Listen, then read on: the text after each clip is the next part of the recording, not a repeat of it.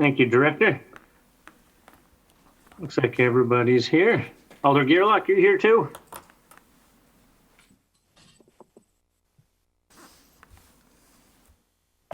She's not moving. She's incredibly still. I know, wow, that is pretty good.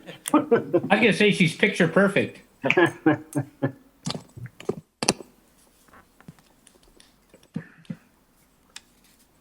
Well, it is 7:25, so, and she is signed in to Civic Clerk, so I'm going to start. We'll note that Alder Gearlock, Alder Burnett, Alder Scannell, Alder Weary are present. And I'm getting approval of the agenda. Motion to approve. Second. Motion by Alder Scannell. Second by Alder. Chairman, Go ahead, Alder Brent Johnson. Alder Johnson, yeah, if I can make a request to amend the agenda, if a member of the committee is willing to make that amendment to move item number 3 to item number 2. What's it worth? Yeah. I mean, yeah, somebody'd be glad to. I'll make Yes. a motion to move item 2 to number 3. All right. Second. Moving the number There. 3 to number 2. Is that okay with committee? Yeah. All right, then we'll just move that to number. So we'll go 1, 3, 2. All right. And those in favor of that? Aye. Aye. Opposed? Motion carried. And item D, approval of the minutes. Second motion to approve. Second. Motion by Alder Scannell, second by Alder Burnett to approve the minutes. Any discussion on that? Those in favor? Aye. Aye. Opposed? Motion carried. Number 1, consideration of possible action on request by Brian Hoff to appeal the nuisance litter and solid waste materials invoice of 41189 at 1019 Velp Avenue, referred back from INS, September 15th, and Common Council. And let's see here. Director? Actually, I'm going to turn this over to Bill Pappy with the inspection department. Okay, perfect. Hi, Bill.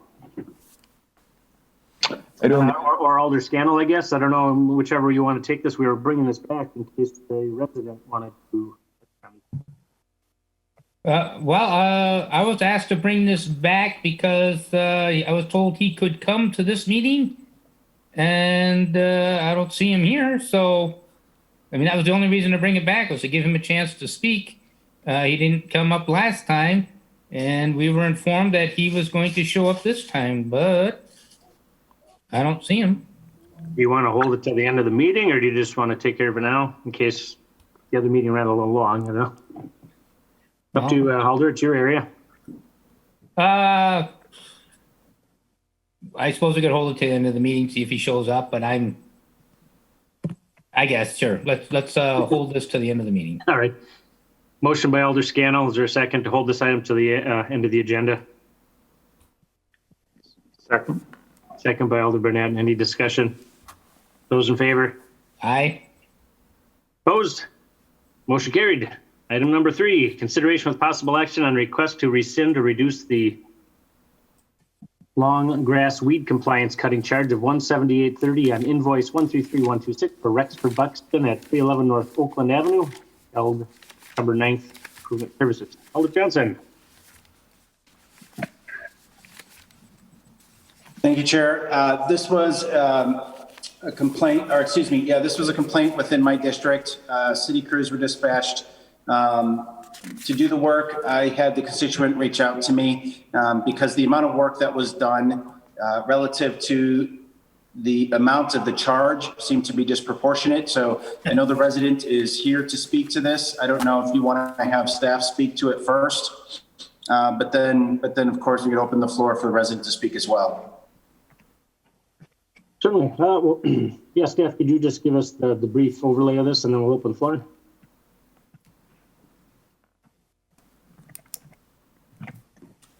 Yeah, staff can definitely speak to it. As we informed you at the last meeting when we discussed this, it does indicate 0.75 hours for labor and equipment. What that represents is about 22 and a half minutes each for each of 2 individuals. When these grass cutting crews go out, they go out in pairs. And that includes travel time to and from the site at 15 minutes plus the time spent on site to actually complete the grass cutting. All right, any questions from the committee for staff?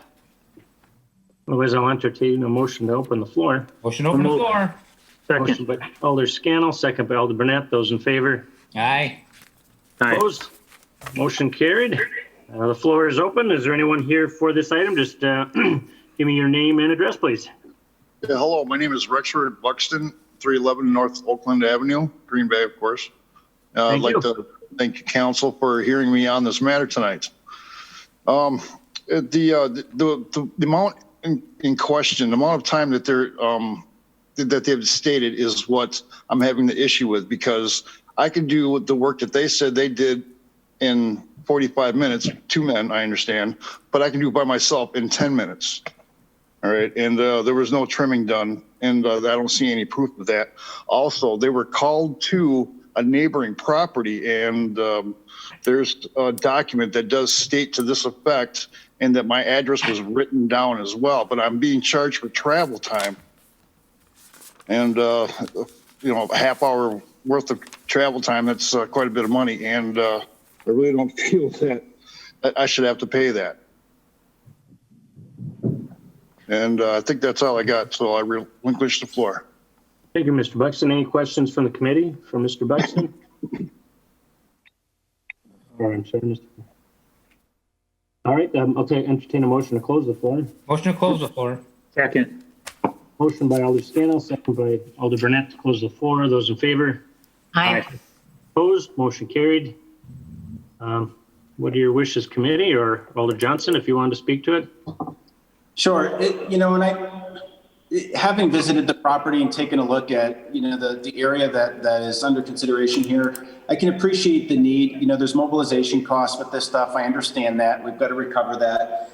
And I don't know if staff would perhaps speak to this, but when I see, 20 minutes spent on site, but the quantity of time being charged for at 0.75, which I would presume is 45 minutes. Is that meant to include both staff people or just one?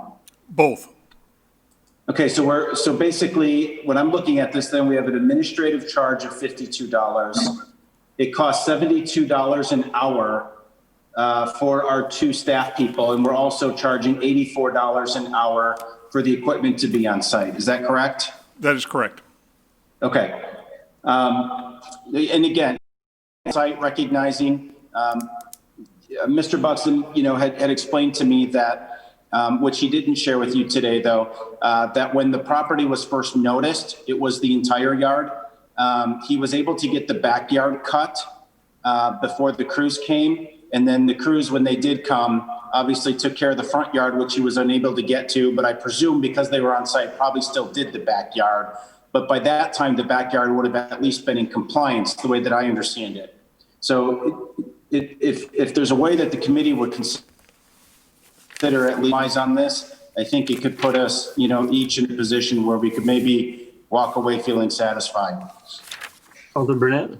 Director Grenier, has there been a history on this property with these issues? That I don't have any information on at this time. Okay. If there's a history of it, then I could see that the city has to put our foot down at some point. $178 seems like an awful lot. If it's a habitual problem, neighbors complaining. Alder Johnson, do you know if there's a history of issues with this property? I'm not aware. Okay, well, this is a recommendation. This committee is a recommendation, so perhaps we can get that answer at the full council comfortable. The city still provided the service, so the taxpayers had to foot the bill for providing this service. I'm comfortable with rescinding half of the cost, half of the charge. And of course, I'm open to changing my mind if more information is available at the time of the council meeting on Tuesday. So I'd like to make a motion to rescind half of the charge. All right, there's a motion by Alder Burnett to rescind half of the $178.30. Is there a second to that? I'll second. Second by Alder Scannell. Under discussion. Alder Gaylock? I would just like to point out that I believe it's the city policy that the grass has to be 9 inches longer or more before it is tagged to be cut by the city, which I think is quite excessive. And I believe there were 5 days that intervened between the time that this gentleman was given notice that the grass needed to be cut and the city actually showed up and cut it. And I think that, that it should have been done. It was certainly way beyond standards. He was given plenty of time, and I think I would be inclined to say that the taxpayers should not pick up any of this cost. All right, thank you. Any other questions, comments from the committee? All right, let's take a vote. Those in favor of having that invoice, say aye. Aye. Opposed? Nay. All right, that motion carried 3-1. And Mr. Buxton, anything that we do tonight is going to go to council next week. So that'll be Tuesday night. We meet at 6 o'clock. It's possible this item could be pulled and discussed. So if you want to see it through to the end, perhaps attend that meeting or about it. Okay, we will continue on with item number 2, consideration with possible action on a presentation by the Lower Green Bay and Fox River AOC Biota Committee on several potential wildlife restoration projects located within the city of Green Bay. We had the full presentation at Parks Committee, so I think we're all kind of up to speed at least on that. Director? Yes, again, you did have the full presentation at the Parks Committee, so if there are interested parties who would like to see the presentation, the slides for it are included in the packet today. And the Parks Committee meeting can be viewed through normal channels. We would be available to answer questions should any interested parties have them as well.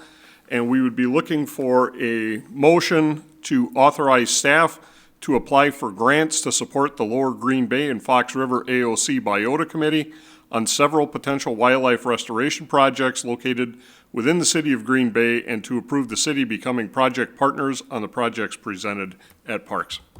Repeat that? No, I'm kidding. The director took the words right out of my mouth. That's a Randy line. All right. Committee, any questions or the motion?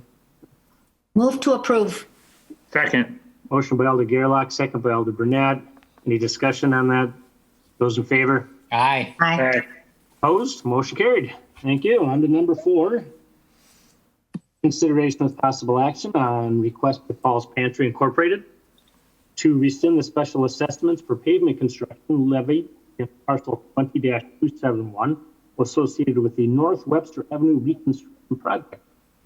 Director, why don't we start with you on this one? Sure. I'm going to quickly share the screen so you can see the parcel that is in question.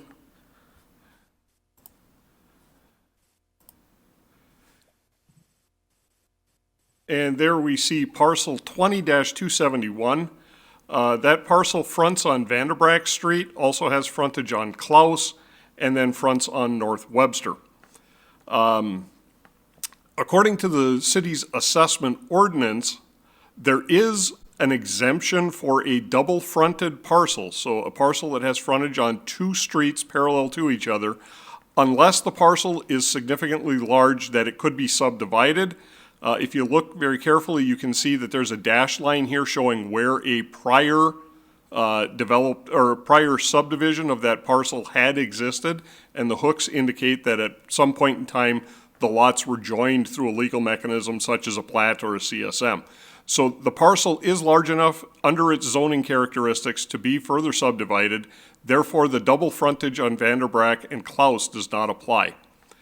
There is frontage on North Webster, and the ordinance further provides relief in the way of a corner lot exemption up to 100 feet, which is distributed amongst the 2 sides when each of those 2 sides is subject to assessments for pavement. Because this is a not residentially zoned property, it is subject to the special exemption or special assessment policy. So it was assessed, but at half of the normal rate because of the local vehicle registration fee that was enacted a year or so ago. So when we take a look at whether or not the assessment policy had been properly followed, the assessments were properly levied in accordance with our ordinance. And we do have Assistant City Attorney Lindsay Mather here if there are any questions regarding whether or not those assessments were properly levied. Thank you, Director. Do you know what is the amount that was levied? Do you have that? That I do not have. Okay. Questions from the committee? We'll open the floor, don't worry. Any questions from committee? Otherwise, we can open the floor.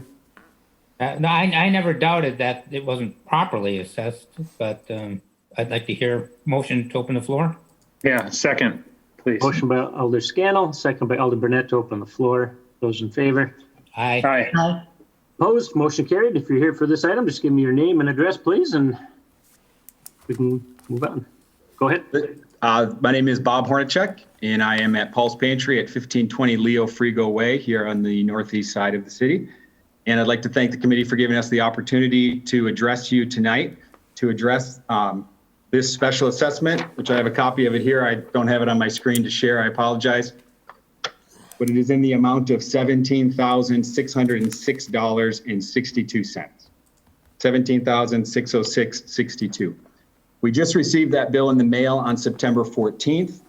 And our goal tonight was to kind of discuss the situation from our perspective in hopes of having the assessment rescinded.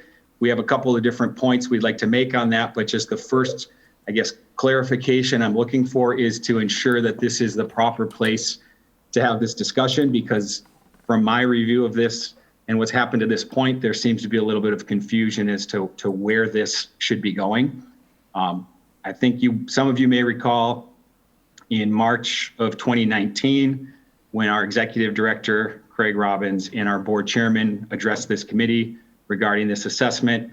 At that point, we were told there was nothing the committee could do except stop the whole project, which obviously nobody wanted because Webster Avenue needed to be repaired. So we were basically told it was too early to do anything.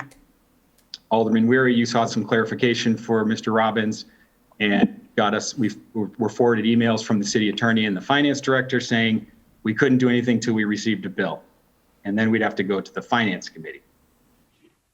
Another alder, our alder in our area, put something on the protection policy committee the following week on April 8th of 2019.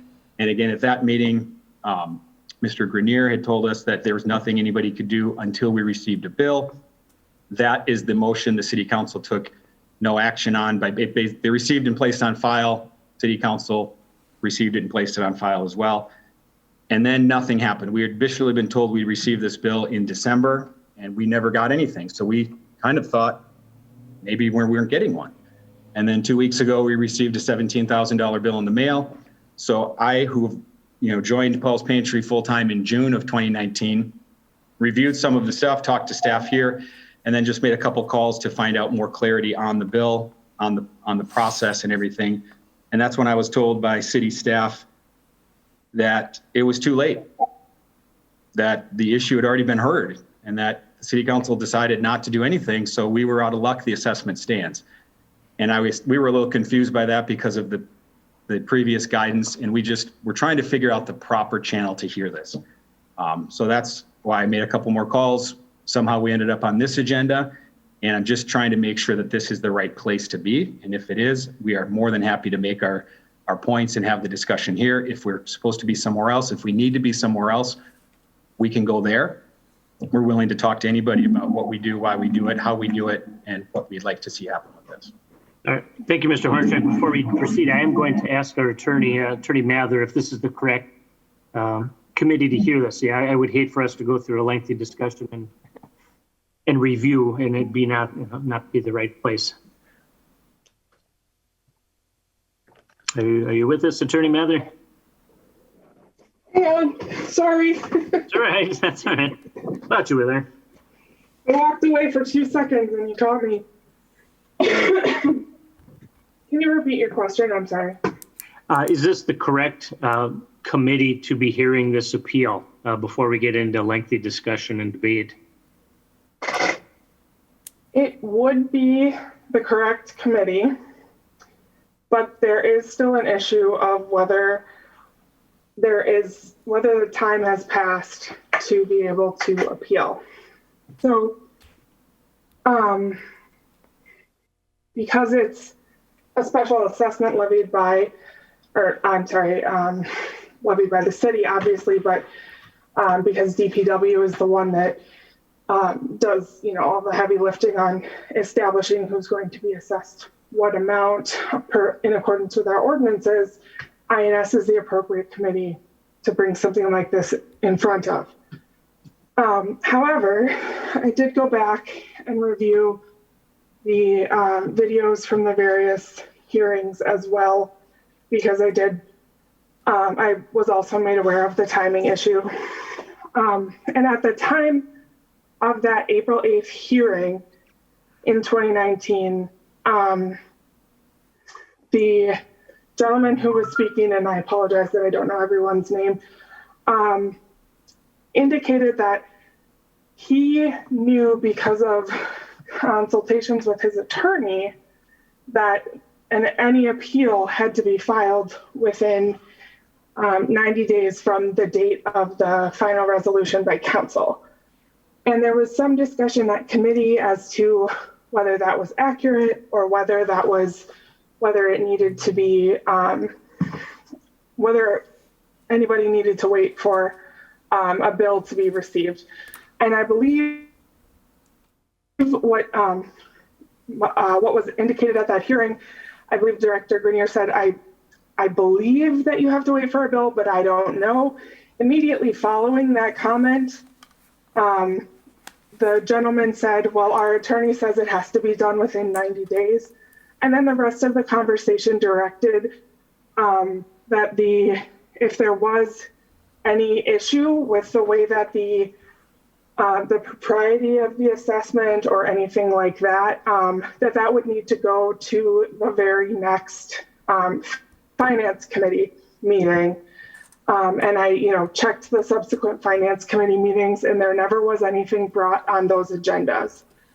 Additionally, the speaker was informed that he could reach out individually to DPW to verify the process for establishing the amount of the assessment, and just to verify that it was done correctly on the staff side. And based on my conversations with Director Grenier, it appears that did not happen. So immediately following that hearing, so even though there was one comment made in the context of a much larger discussion, the result of the discussion was this needs to be handled at the very next meeting possible, and that wasn't done. And more than that, we're bound by state statutes. So the state statutes say you only have 90 days to appeal. It's not like a municipal ordinance that the city council can, change our ordinances and this could happen differently in the future. The state law says you only have 90 days from that final resolution, and no appeal was made. And an appeal would actually have to take place in circuit court rather than with one of the committees. And that didn't happen either. And given that there was consultation with an attorney at the time, which was made clear on the record, and the balance of the entire discussion, the argument that that period was waived based on representations by the city, I don't believe that I would agree with that argument. All right. Alder Burnett, do you have a question for attorney? And then Yeah, thank you, Chairman. Attorney Mather, I'll be honest, it's hard to kind of follow without some sort of written, chain of events. And I understand where Mr. Hornacek is coming from. I'd be frustrated if I was in his seat as well. Attorney Mather, is there any bearing on the fact that he claims to have received the invoice for the road work middle of September? Like, how could you appeal something that had not been invoiced and received? The event that triggered the start of the time period is the passage of the final resolution by council. So it's not contingent on the invoice because as I understand it, that isn't issued until the work is completed. So the appeal is supposed to happen before the work is completed so that if the special assessment, if the entire project needs to be changed because of an appeal or appeals, that can happen within, you know, that first 90 days, because I assume that the Webster Avenue project was not completed within those first 90 days. So anyway, the point is, real quick, I'm sorry, I just need to clarify that. I wasn't Webster completed last year? Or when was it officially completed, Director Grenier? Was it this year? It wasn't until this year because of the lighting, the traffic signals, and the planting, the vegetation in the medians. That carried over into 2020. Okay, so the actual road work, the actual road though, aside from all those other additional things, was completed last year, wasn't it? And then there's carryover with all the other items you mentioned? The paving was completed in 19, yes. Okay. Yeah, go ahead. The resolution was also passed in 2019, and the April 8th hearing that we're discussing also happened in 2019. It was within a week or two of the final resolution being passed. Okay. Thank you, Alder Burnett. I have no other questions for the attorney right now. I was going to hand it back to Mr. Hornacek. All right, Mr. Hornacek, go ahead. Yeah, yes. Thank you very much, Alderman Weary, and thank you, City Attorney, Assistant City Attorney, for that information. I will say that a couple things. Number one, we have emails I can forward to you if you'd like. I'm sure you still have them, Alderman Weary. Dated April, another from the City Finance Director spelling out the process for us, telling us we literally can't wait till we have a bill, and then we have to go to the Finance Committee. And with all due respect, what we're trying to do and what we've been trying to do from day one is to do this the right way. And the last thing Paul's Pantry was interested in is taking the City of Green Bay to court. I mean, that's kind of a big step. It sounds very aggressive and big and scary. So when the City of Green Bay gave us the guidance to wait until we received a bill and then to go through this process, that was the path that Paul's Pantry decided to take, because we thought, hey, we've got a great relationship with the City of Green Bay. We want to work together in partnership. We'd like to discuss this further. We'll wait till we get the bill. At the same time, I did find some questions regarding special assessments from the League of Municipalities. And according to the League, these municipalities certainly have the right to reconsider, reopen, amend, cancel, and confirm prior assessments that they've made. So regardless of the time frame, we're just trying to follow the process outlined by the city. Paul's Pantry deals with handing out food to the poor. Paul's Pantry does not deal in street repairs, street construction. That's out of our area of expertise. That's why we tried to attend meetings. That's why we tried to rely on the city's guidance for how to move forward in this process. And we were trying to do that in the most positive way possible. So I guess regardless of that, if you'd like me to just continue and explain kind of our 2 points that we have regarding the assessment itself, I'd be happy to do that. And then we can figure out where it all goes from there if you'd like. Yeah, well, go ahead, please. Okay, the first thing, and Director Grenier pointed out a couple points regarding the lot itself. I guess the first issue we have with the assessment is we just do not believe that $17,000 is reasonable in this situation. The property is a warehouse. It's used to store food for the poor. A special assessments, in our understanding, must be made on a reasonable basis. That property, as you saw in the picture, it fronts Vanderbrack. There is no, Vanderbrack dead ends there. It turns into Leo Frigo Way, which is where the actual pantry is located. There's no access at Vanderbrack, which is the front of our warehouse building. There's no access to Webster Avenue there. There is the portion on Klaus where it does, the back of the property does intersect. But again, that's the back side of the property. And this Webster Avenue, as nice as it is to drive on, it really does not benefit our property in any way. There is no special benefit to our property. It's general public benefit that we see.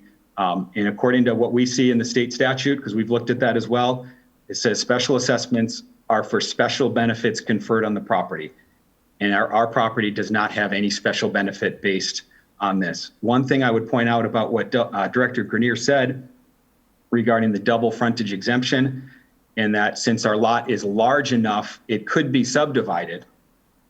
The history of this lot is that a couple of years ago, Paul's Pantry purchased a rundown tavern. We cleared the property and built a warehouse. That warehouse is connected to a warehouse that's been there since 2006.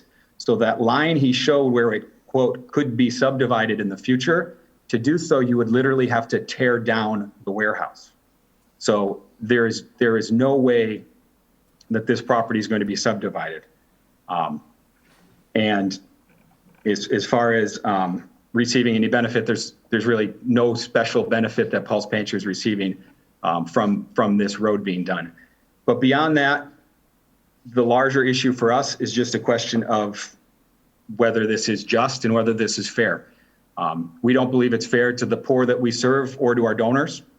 We understand that nonprofits are not automatically exempt from the special assessments. We get that.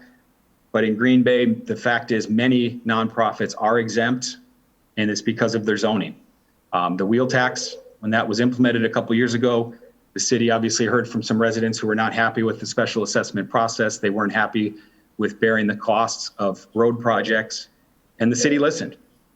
And residents and nonprofits that are in residential areas are no longer facing special assessments like this.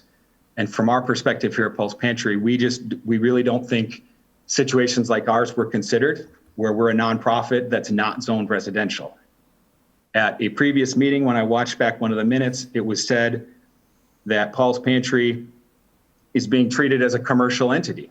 And I get that it's because of the zoning, but Paul's Pantry is not a business. Paul's Pantry is a grocery store for the poor. We go out and we collect food, we receive donated food, we buy food, and we distribute food to the poor. And right now we have about 4,200 families in Brown County that are registered as users of Paul's Pantry. That represents 13,000 people in our community who rely on us for food. These are the people who fall through the cracks of the regular system. We don't charge them anything for food. We give it away. We're not a business. We are a charity in the purest sense of the word. We get all of our money is from donations from the public. We don't receive any government funds, no state, local, federal tax dollars. But yet in terms of the assessment, we're charged as a commercial entity. Again, I understand zoning. I just don't know that it was clear when the city implemented the wheel tax that situations like ours were out there. The fact is places like Paul's Pantry are going to bear the cost of road projects, while other nonprofits, including another one just down the street on Webster Avenue, will not, and it's because of the way they're zoned. Paul's Pantry pays the wheel tax. We have 6 vehicles, yet we're still being charged $17,606.62. And I guess all we're looking for is, the city consciously chose a couple years ago through the wheel tax to not build roads on the backs of residents and nonprofits in residential areas. We're simply asking for consideration of the same treatment on behalf of those we serve, on behalf of our donors. And if the city wants to make it clear that nonprofits like us ought to pay, then we just want to make sure that that's considered, that it's clarified, and that there's a clear understanding of the way the city would like to move forward with this. But otherwise, with all of that, we would respectfully ask this committee to rescind the special assessment for $17,606.62. Thank you. Thank you, Mr. Arnchek. Do you mind taking a couple questions? No, that's fine. Okay, Alder Burnett and Alder Gerlach. Yeah, thank you, Mr. Hornacek, and thank you for all the work you do at Paul's Pantry. It's sort of that institution's a keystone institution in our city since the beginning. You've helped a lot of families through the years, included. That's beside the point, but I wanted to at least state that publicly so you know that we appreciate the work that you do for the city and our residents. Did you say that you had an email from the city attorney's office indicating that this could be addressed once the invoice was received or sent? Yeah, I'm looking at the email right now. Would you be willing to read that for the sake of the committee? Yes, so this was dated Monday, April 1st, 2019. And it was regarding it just says the hearing is on whether to levy the assessments to do the project. The committee could decide not to do the project ultimates, especially if you receive a number of people commenting saying they either don't feel the improvements are necessary or they can't afford the assessment. That's the same thing that happened with roads that were held over the last couple of years. If instead the issue is that the property owner wants the work to be completed, but wants the city to pay the cost for them, as is the case here, that is when the request needs to go to finance as part of the rescission process. Now, to point out, when she says that is when, she is following up an email chain, and the email chain prior is from Diana Ellenbecker, the city's finance director, that says, here, Alderman Weary, here's the information we gathered. Once the road assessments are set, there is no way to reduce. Once the property owner has received their bill, they would need to take it to the finance committee and try to go through the city's rescinded process that is in place for taxes in general. All requests to rescind received by the city should be handled at the same time.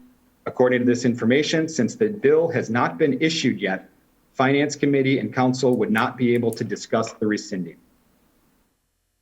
So those were the two emails from the city attorney and the finance director that really guided what we decided to do at the time.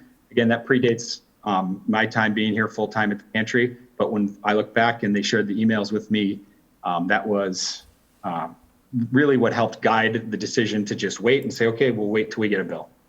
Okay, thank you. I have no other questions. Could you just ask who in the attorney's office sent that email, please? Vanessa Chavez? Thank you. Thank you for answering my questions. I don't have any more at the moment. Thank you. Thank you. Thank you, Alder Burnett. Alder Gaylock? Thank you so much for your patient explanation. Really appreciate it. You're welcome. And I want to say too that Paul's Pantry is the bedrock of nonprofit and helping the poor in Green Bay, and I so appreciate what you do. And I have a question that is totally unrelated to what we're going to talk about, but I just want to know, since COVID-19 started, have you been serving more people? Have more hungry people been coming to Paul's Pantry? Well, I will tell you that is a very interesting question to answer, because in many ways, Paul's Pantry has not seen the worst of it yet. As a lot of food pantries that we're in contact with throughout the community and throughout the state have been seeing, it's kind of been a lot of up and down. Initially, we saw a rush. Then as people were scared to be going out, people started, the in-person visits started to go down quite a bit, or a little bit. Early on, what we did, especially during the stay-at-home order, we worked with the community group to do at-home deliveries. And we also did some pickups where people could just pull up and they didn't have to come in to shop. So we did that for a couple of months and served a lot of people that way, especially vulnerable people who were not able to leave their homes because of COVID-19. So while we've been seeing a fluctuation in our numbers, overall, we have seen a dip in in-person visits. And there's many reasons for that. One of the foremost being just the massive amount of support that's being pumped into the food system by the government at this time, whether it be food share, whether it be school lunch programs, and some of the extra benefits that are being done that way, whether it's some of the programs coming through the USDA with some of the food boxes that are being distributed throughout communities, including in Green Bay. So right now there's a ton of food supports being pumped into the system that's kind of artificially propping people up. And I kind of think of it and explain it to people sort of like the extra unemployment funds that have helped keep some people afloat, and they helped keep some businesses afloat with some of the initial loans that the government provided early on in COVID. Those started to go away a little bit. Businesses started closing, things like that. So we're still seeing, and it's not just Paul's Pantry, it's across the board in food pantries throughout Brown County and throughout the state of Wisconsin, that we're kind of still bracing for the worst of it, because we don't expect some of these artificial supports that are being pumped into the food supply system to stay forever. But when they start to go away, we are prepared to serve whoever comes through our door. That being said, we still have 4,200 families registered with Paul's Pantry, and that accounts for 13,000 people in our community that are receiving their food from Paul's Pantry. So whether it's, we don't do the deliveries now because of the situation, but we've said if, in fact, the property we're talking about today is the warehouse where we staged the delivery system for the community. So we were able to deliver thousands of meals to people, or of packs of groceries to people in need, so they didn't have to leave their home. So it's a long answer. It's a complicated issue. But as I tell our volunteers and our staff here every morning when we gather before we distribute food, we serve whoever God puts in front of us today. And, it might not be as many as it was yesterday, but whoever comes through our door, we're going to serve, and they're going to get a week's full of groceries. All right, I appreciate it, Mr. Hornacek. Let's tailor this back to the bill. I appreciate the information, but Elder Gerlach, anything regarding the appeal on the? I'm ready to close the floor and ask questions of the attorney. Okay. Anyone else have any questions for Mr. Hornacek? Is there anybody else here for this item that wanted to speak? Alder Scannell? Just no questions, but thank you very much for what you do for the community. You're welcome. Our pleasure. And Any last comments? I mean, we can open the floor again if something comes up, but anything else before we discuss? No? Nope. Okay. motion to close the floor. Motion by Alder Scannell, second by Alder Burnett to close the floor. Those in favor? Aye. Opposed? Motion carried. What are your wishes, committee? Question. Alder Gerlach, yeah, go ahead. I'd like to ask Attorney Mather, can we legally rescind this payment? Can we do that? I just don't understand. It sounds to me like you're saying it's against state law to do that. Well, the city can, on its own motion, do what? I'm sorry, I totally lost. I had the statute right in front of me and now I lost it.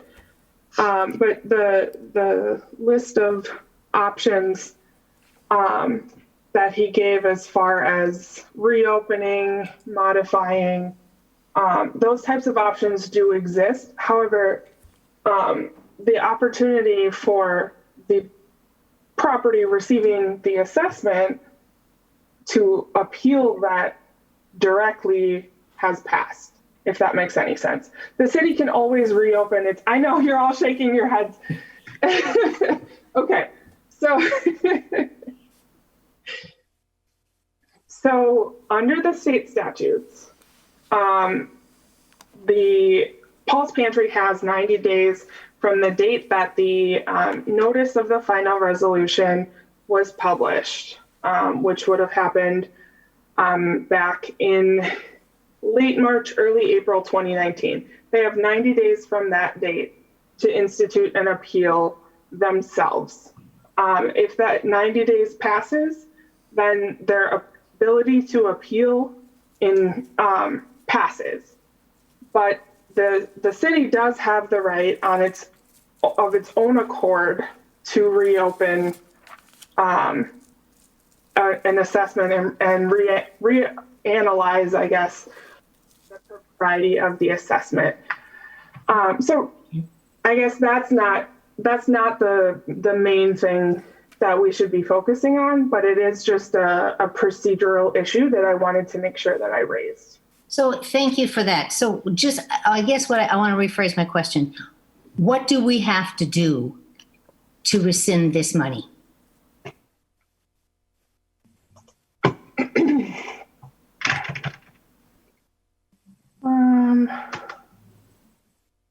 Because that's what I would like to recommend that we do, whatever you say is the legal way for us to do this. I actually am not certain what the actual mechanism is. I believe just like any other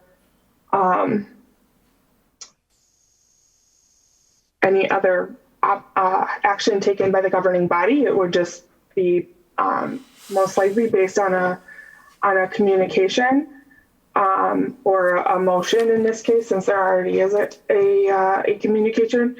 But before we get to that, there are some other legal issues that I would like to raise, if Mr. Chairman, if you'll allow me. Yeah, if I could, and whether or not we act on this tonight, it would have been nice, and perhaps if we bring this back again, to have some written commentary so that we could review it. Verbal is great, but if you miss some of it, you're out of the loop. But written recommendations and findings would be awesome. So, if we choose to hold this for that or moving forward, I would appreciate everything as written as well. Go ahead. If you want to refer it for some kind of written memo on this, I'm happy to do it that way. The things that I'm going to talk about are largely legal principles that probably will come across better in writing anyway. So it's, I can get into them, but what's that? Attorney, if I could, would there be any, would it help the case legally, I guess, if you exchanged the information with Mr. Hornacek and Paul's Pantry regarding the emails they received and the advice they received from the city? Absolutely. If I could be forwarded that email chain, that would be very helpful. Because if you receive that and can put together a report with options and come back to us, it might change the lay of the land, so to speak, and we might have a little more firm footing to work on. But, we can certainly keep going ahead now if you can find a way for us to proceed. As you all know, I talk a lot and I'm not good at keeping things simple, so feel free to cut me off. No, go ahead. But just a couple quick points. With respect to the issue of whether the property is benefited by this special assessment, in the context of special assessments, the word benefit has a different meaning than just the dictionary definition of benefit. As I'm so sorry, I've forgotten your name. As the gentleman stated, terrible with names. Mr. Hornacek. Mr. Hornacek, thank you. As Mr. Hornacek stated, it has to be a special benefit. And if your property abuts the improved, in this case, the improved street, and you could have a driveway, even if you don't have a driveway, but you could have a driveway that accesses that road, that is a special benefit under the law. And so even though it's not, the benefit doesn't have to be something that the property owner actually chooses to avail themselves of, it just has to exist. So in this case, the property abuts Webster Avenue, and they could have a driveway there. They don't, but they could. So there is a special benefit under the law. Another important consideration, I know Mr. Hornacek talked a lot about the way that other nonprofits are treated. And as he mentioned, it is largely because of zoning. My understanding is that we do not have a citywide policy with respect to how nonprofits are treated with respect to special assessments.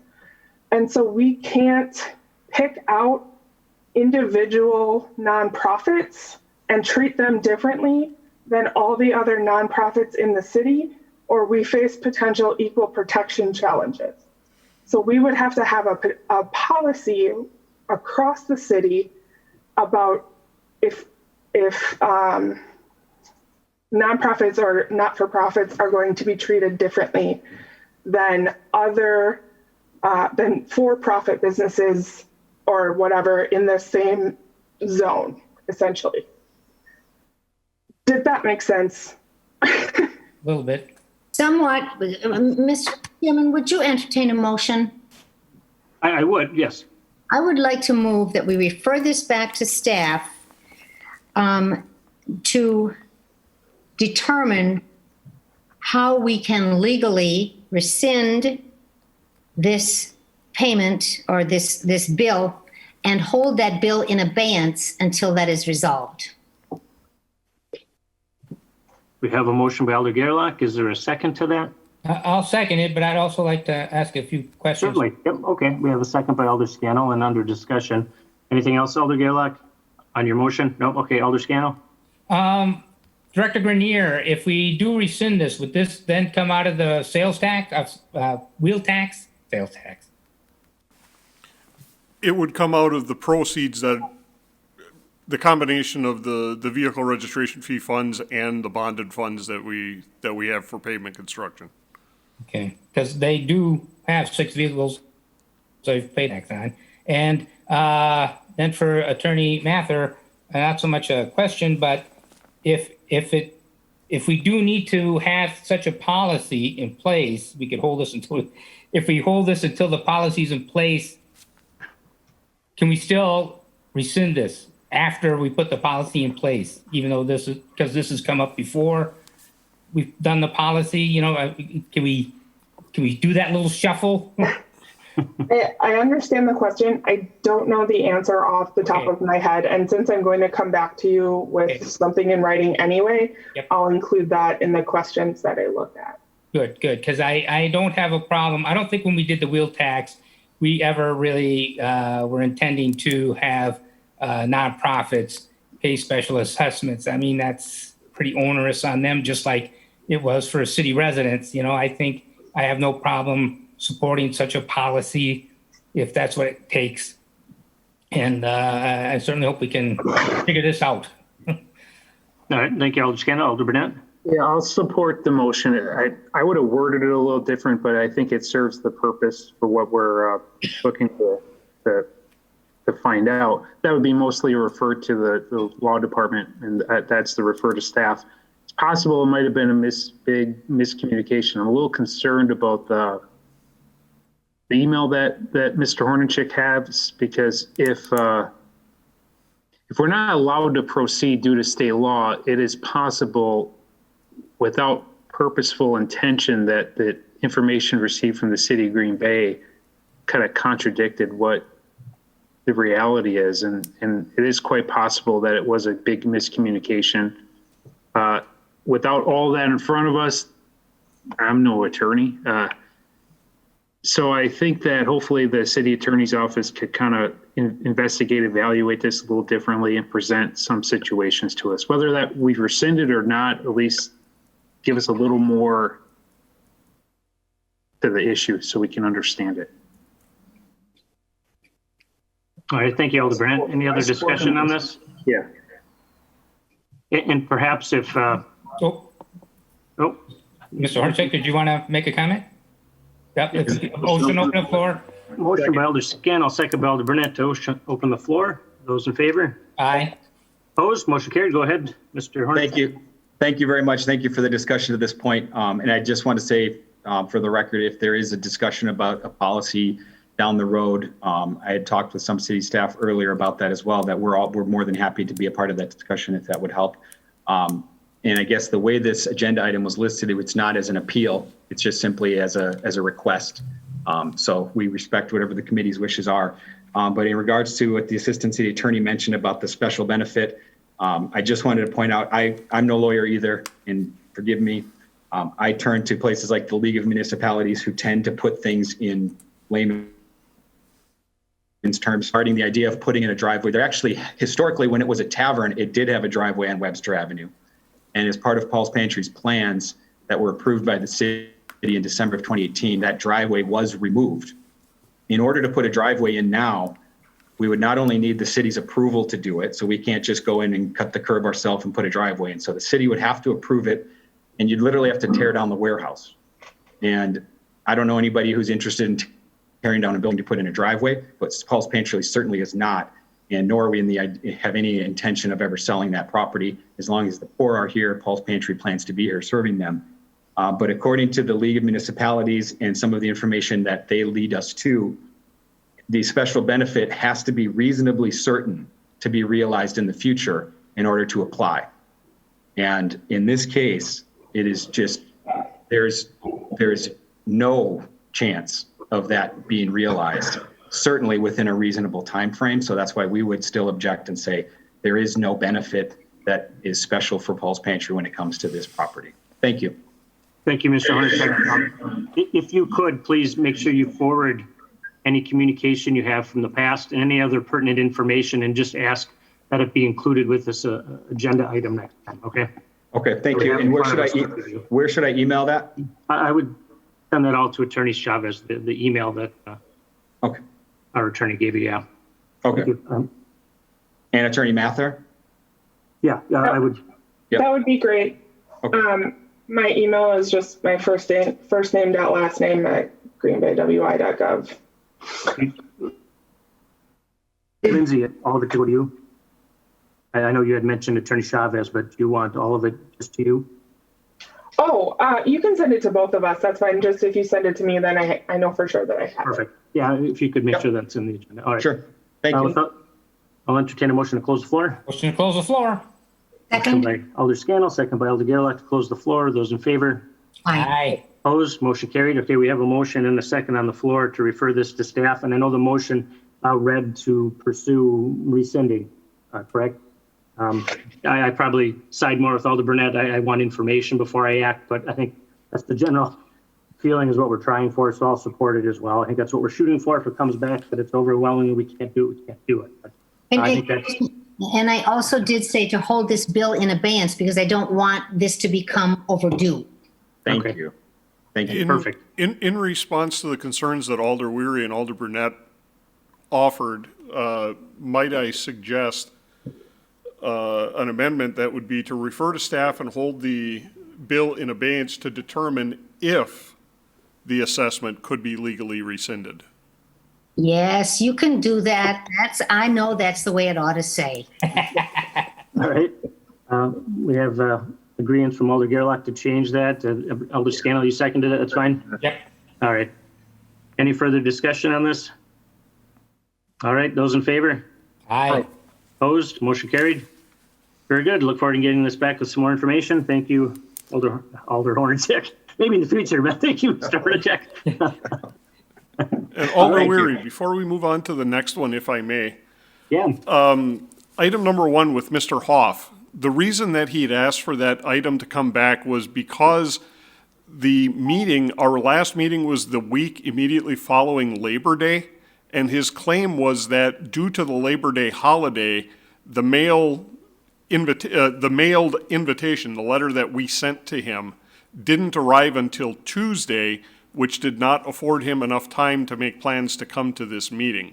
He was mailed last week upon publication of the agenda, and I don't think the same thing applies. So he would have had proper advance notice of this meeting, and we do also have, just by way of, just for your edification, we do have, both Mr. Van Kelster and Mr. Poppy, city employees here. Okay. And they're just for this item? Yes. Why don't we just take up that item and? All right. I think we've, yeah. Well, It's been an hour. whether you dispose of the item or you want to hold it, at least I think, in the interest of time, I'd appreciate it if we could. I'm fine with just doing what we had. We denied it, so I have no problem with the motion to deny. We will take up item number 1 right now. What are your wishes? I would recommend that you do a motion to reconsider because the motion is to hold it till the end of the meeting. Oh, these Motion to technicalities. I know, that's why you keep me around though. Motion to reconsider. Motion by Alder Scannell, Second. second by Alder Gerlach to reconsider having it at the end of the agenda and moving it up to right now. Now, Those in favor? aye. All right. Motion to, Opposed? Motion carried. motion to, deny. Second. By Alder Scannell, second by Alder Gerlach to deny the request by Brian Hoff to the nuisance litter and solid waste material invoice of $411.89 at 1019. Is there any discussion on that? Okay, those in favor? Aye. Opposed? Motion carried. All right, thank you. That item's been handled. Thanks for hanging in there with us, Paul and Bill. No problem. Thanks, guys. Take care. Brewers starting in half an hour so you can watch the pregame. I was hoping on that. I was wondering if you were going to cut me loose here soon. I'm gonna start timing people here pretty quick. You got 20 seconds. All right, we are on to. Well, I don't think there's anything else on the agenda for me, so I'm going to take off too. Oh, no, you can't go. Oh, have a good night. All right, have a good night. Thank you, guys. Oh, I lost. All right, number 5. Consideration of possible action on request to review pavement reconstruction and resurfacing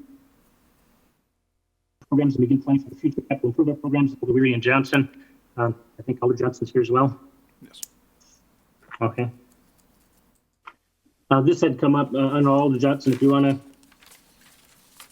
to speak to this, but I think we're just looking forward. Obviously this committee and a lot of alders have spoken about aggressively increasing the amount of road work we're doing every year. And I know last year we were successful in doing more than the year before. And it would be good to hear what we're planning for the coming year and years after that, because I know that's a question a lot of us receive. What are you doing with the wheel tax? So, Alder Johnson, anything to add to that? Or? No, I think engaging in a public discussion, and so I'm happy to hear from staff. All right. Director. Well, as I had indicated when we brought the CIP forward last year, or for this year, we anticipate that this year's program represents the new normal. So if there is an expectation that we continue to increase the amount of work, I think that does need some additional discussion because there are some limitations to what we can do above and beyond what we're doing right now. As I indicated in prior discussions, there are 3, if we continue along the current path, which I would recommend we do, regarding making sure that the utilities that underlie the pavement have at least the same service life or more than the pavement we're putting on top of them. We are limited by the capacity of those utilities to fund their improvements. And General Manager Quirk from Green Bay Water Utility is here tonight, so she can speak to water utility, but on behalf of the sanitary and storm utilities, I can tell you that we are pretty much maxed out as far as what we can afford to pay for. As a matter of fact, as we started preparation of our budgets for 2021, we noticed that the storm water utility, the debt service in storm has almost doubled from last year to this year, because where we were able to fund things in the past out of operating budget, we can no longer do that, and we're continuing to borrow more and more money over the course of each year, and it is affecting the debt service, which in turn is affecting the stormwater rates that we charge our residents and ratepayers. I've had discussions with General Manager Quirk in the past, and she has indicated to me, and I'm not going to speak on her behalf, I'm just going to relay conversations as I understand them, that water utility is pretty much funding as much as they can. Now they're going to have a limited capacity with the retirement of the lead service program, but not a whole heck of a lot. From a staffing perspective, we are currently producing about as much work as our staff engineers can. As a matter of fact, at the last INS meeting, I think we approved 5 or 6 consultant contracts where we are hiring outside consultants to complete the work. The way that is funded, we do not have consultant services as part of our operating budget. So the same bonded money that we use to build bricks and mortar projects is used to pay the consultants to do the design. So we're spending more and more money on consultants to try and do more work. Granted, it's not to the same level, but 20,000 here, 20,000 there starts adding up when you start adding those projects together. So with the funding, okay, then the last item that I had for you was relative to bonding, and unfortunately, Finance Director Ellenbecker had to leave. She had a prior commitment. But in discussions with the finance department, when we go through finance and bring our bond requests, there is a cap on how much we can bond for without adversely impacting both our debt service and our bond rating, more so the debt service that becomes a liability under our budget. So Finance Committee has been working to try to come up with a cap, if you will, on general obligation bonding each year. We only qualify for a certain amount of that bonding, so we're kind of limited by how much money we can get to complete these projects. All right, thank you, Director. Director Quirk, thanks for staying with us. Good job on the. I was on hold for like an hour and a half. Let me know if we were going this way. Yeah. Good job on getting those lead pipes done. I see you have the last one coming out here pretty soon. One left. Yay. Yep. Awesome. No, Steve's correct. And we've been trying to work with Steve's department very closely because we know that all the utilities should get done at the same time a new street pavement is going over the top. We spent close to $5 million on water main replacements this year. About 4 miles of water main got replaced. We have about 440 miles of distribution pipe in our system, and that's about 1%. We've been increasing slowly, and we do have in our capital improvement plan too for the utility, increasing maybe a couple $100,000 each year to try to start doing just a little bit more every year. We're not going to be jumping. We don't have a big jump. We have a tower we have to replace, and that's a couple $1 million. We'll bond for that. Our water mains we use out of our ratepayers. We don't bond for those because mains are used every single year, and we pay that with cash. So we watch our cash flow very closely, and we know that our best dollars are spent when we work with Steve's department because we can get our mains replaced at a lower cost if we work together. All right. Thank you. Any questions from the committee? Director Quirk or Director Grenier? Alder Johnson? Thank you, Chairman.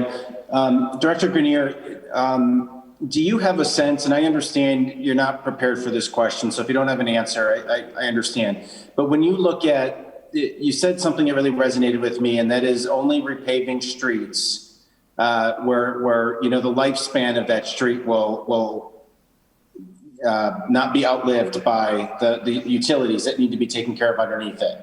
So do you have a sense of how many streets in our, mileage wise, or maybe what streets that do need repaving, how much of that exists relative to what utility still needs to take care of first? Is that making sense?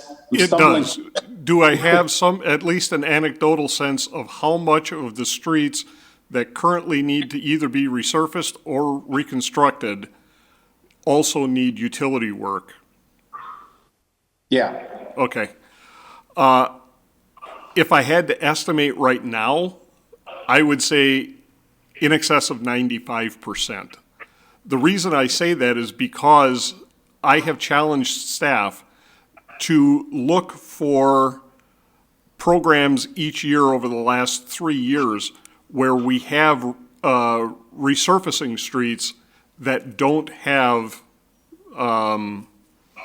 utility needs underneath them in an effort to continue to try to boost the amount of linear footage that we're getting done every year. And the staff is really struggling to find those streets. They simply don't exist. If the pavement has deteriorated to the point that a resurfacing or a reconstruct project is necessary, the very high probability is we have utility work under the street that also needs to be done. Okay. That's interesting to me. And then, I would maybe kick that question. I mean, it sounds to me that even if we had this desire to do more streets, it doesn't make sense unless we increase the amount that we're spending on doing the utilities. So in which case, then I would direct that question back to Director Quirk, and maybe for a response or reaction on that in terms of, is it possible for us to take a look at how we might be able to increase the amount of utility work we're doing? And I would say certainly we can start looking at that. We did a master plan where we've got the streets laid out of what we want to do. And as Director Grenier said, we have a lot of main that needs to get replaced. We were not replacing enough main in past years, just due to, our limitations too. We have one tech and one engineer that's doing all the design for the water system also. So we are staff limited to that degree too. If we wanted to increase design and inspection and construction, we would need to gear up and get a couple more people out in the field to help us do all of that too. So, but I know our commission is very into wanting to get more infrastructure replaced, and I will assure you that Steve and I will be looking at ways that we can start increasing that as we get more experienced staff, and we can do some things. We'll look at it every year. The CIP changes every single year. We try to project for 5 years, but we only know that the next year is our best year of predicting what we're actually going to do. So every year we take a look, can we do more, and what do we have for resources, and what's coming down the pike for what we need to do. And I certainly would say this isn't dead. I mean, we certainly will look at opportunities to try to increase where we can. Okay, Director Grenier, just again, not holding you to those numbers, because I know you're just spitballing them, but if we said that we have 5% of the roads in our community that don't require utility work, do you know what percentage of that might actually require resurfacing? We have, what I can tell you is I have not yet found a reconstruct street that didn't require utility work. Any of the streets that we have identified already that we can get away with no utility work were resurfacing streets, and we actually have been inserting those streets into programs, especially this year, and we do have some lined up for next year to insert into the program as well. Okay, so what I'm hearing then is right now that it's really heavily contingent on the water utilities' ability to expand their program. Would that be correct? Not water only. It also is dependent upon sanitary and storm. Oh, yeah, my bad. Yes, yeah. And so, and I don't want to pontificate on this too much, but, it surprises me a little bit to hear that the stormwater utility is being stretched so thin. When we shifted 1.2 million of our budget over there, it seems to me that could have been funding that could be used to help us put it in a better position there. But I think overall, we're challenged with this fact that the public wants more roads. They want more infrastructure. We're in $220 million of debt right now. We're reaching our bonding ceilings. The only way this is no fault of any city staff person, but the only way to do more streets, to do more infrastructure is with funding. And one of the things that, we talked, my desire to want to do that 5-year capital improvement plan was less about identifying specific projects, so much as it was identifying, the pots of money and where they're going, right? So if you were to say, okay, each department's going to get X percentage every year, and how's that being invested in? And it seems to me we got to start to have a much broader discussion here when we're looking at all these debt ceilings and our ability to raise revenue in certain area. And we're at the end of our rope in every direction we go. We almost need to start having a 20-year conversation about how these funds are going to be moved around a little bit to ensure that we can give public works and water utility and stormwater utility enough funding to do the job we're asking them to do. Because right now they can't do the job that the public's demanding, and that's what concerns me. So I'll just kind of leave it at that, and that's going to be more of a conversation for finance and budgeting.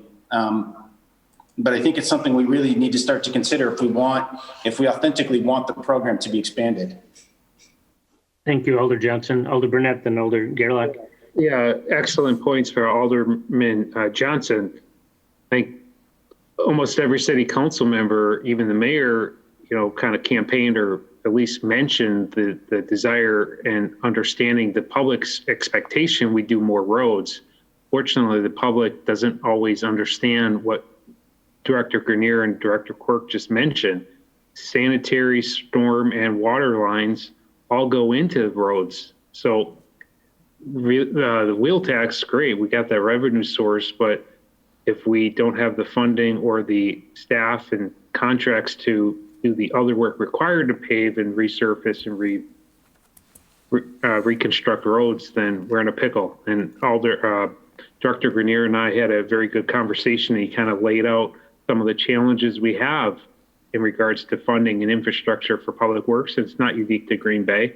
A lot of municipalities are struggling with that. So Alderman Johnson, I think it was and Alderman Weary, I think it was great to put this out there. We need to continue the discussions, no question about it, and get that information out there publicly, because when people say do more roads, it's just not that simple. And we all know that now. And it took us a year or two, 5, in Alderman Weary's case, like 30 years on the city council to kind of understand. So thank you again. We just got to keep it out there and keep working at it, though, having good results. Thank you. Thank you, Alder Gaylock. Just a question for Director Grenier, and again, you didn't know you were going to have to answer this, so maybe you don't have the answer, but I'm just wondering, several months ago, this committee moved to reduce the cost to the taxpayer, to the citizen, for hooking up to the mini stormwater sewer, to reduce it by half.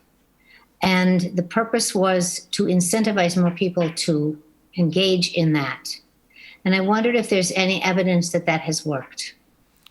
We haven't looked at that specifically yet. I think it's a little too early because the project is still going on. Okay, thanks. Thank you, Alder. Yeah, go ahead, Director Quirk.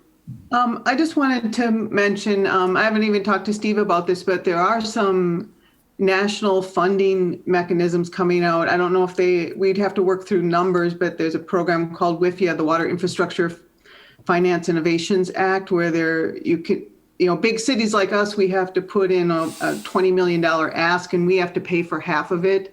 It's only funded at treasury bills and stuff, but maybe there's a year where sanitary and water can go together on a project and possibly get some treasury bonds and try to get some work done too.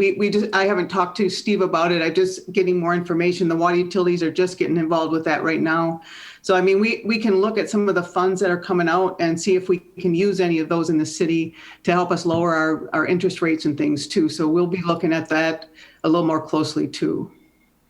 That's an excellent suggestion, and please do follow up on that and anything else. This is one of those, I think as the other alders know, and directors, this is one of those hair-pulling things that drive you crazy because we have a lot of streets that need to be done, right?